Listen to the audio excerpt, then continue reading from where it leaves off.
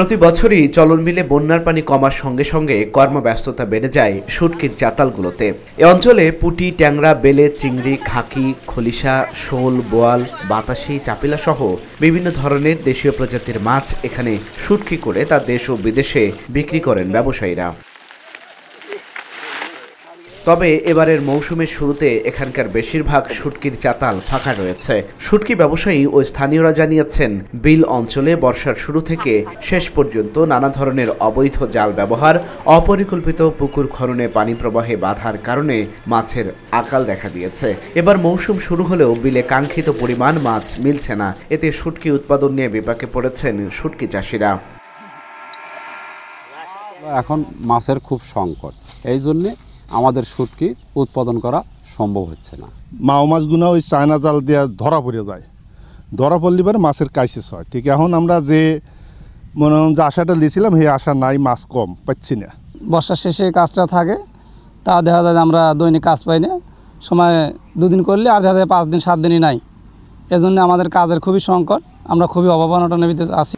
এসব শুটকি চাতালে কাজ করে দিনে 300 থেকে 400 টাকা আয় করেন শ্রমিকরা। তবে মাছের সংকটে চাতালে কাজ নেই, তাই পরিবার নিয়ে কষ্টের দিন পার করছেন তারা। যখন মাছ আমদানি হয় তখন আমার কাজ চলে, আর ধরেন মাছ যখন না হয় তখন কাজ বন্ধ হয়ে যায়।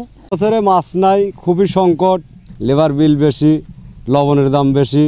অন্য বছর ধরেন মাছ কিনছি, লিয়ে যা বেচলি দেখা গেছে 2000, 1000, 500, 1500, 2000, 5000 লাভ হয়েছে।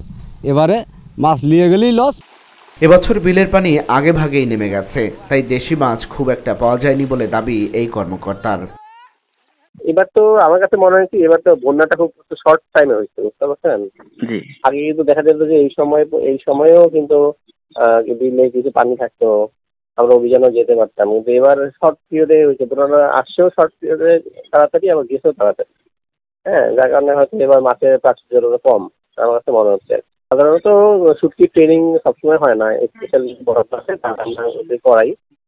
আর এমনি ওদেরকে আপাতত কোনো সাহায্য দেওয়া হয় না, যেহেতু কোনো প্রজেক্ট আমাদের নাই হেল্প করার মতো।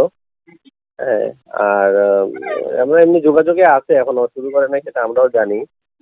তবে আমরা সাধারণত এই নভেম্বর শেষের দিকে আমরা ওদের সাথে যোগাযোগ করি, ওদের ডাটাগুলো নেই আর কি। উল্লাপাড়া উপজেলায় মোট বড় শুটকির চাতাল রয়েছে 200টি, যাদের অর্থনৈতিক যোগান নির্ভর করে শুটকি মাছের উপর। পর্যাপ্ত শুটকি না পেলে শ্রমিক খরচ দিয়ে খুব একটা লাভবান হতে পারেন না তারাও। Dhaka journal, news desk.